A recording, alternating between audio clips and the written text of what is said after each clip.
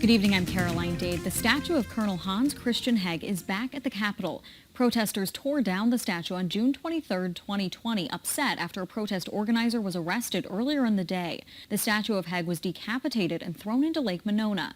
Today, Rhonda Fox was at the statue's rededication ceremony. She has you covered on how Heg's descendants are feeling seeing the statue standing again.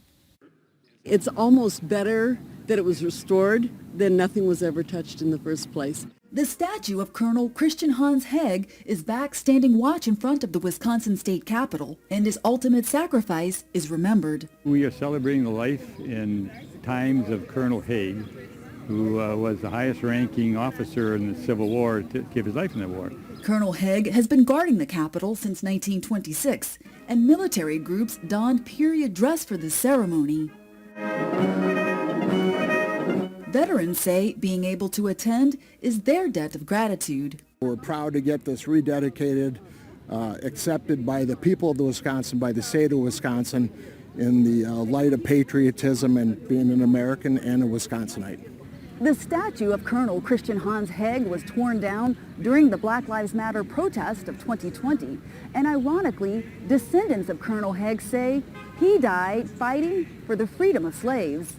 He was a rabid abolitionist. He protected people who were finally free after being enslaved. And he said, no, this is wrong. He hated slavery. Colonel Heg's rededication ceremony falls on the same day Wisconsin entered the Union, and Coffee says it's serendipitous. I think it's a wonderful coincidence in the fact that the history is so important, and the future may look very different, and I hope it does. Remembering the past to help guide the future.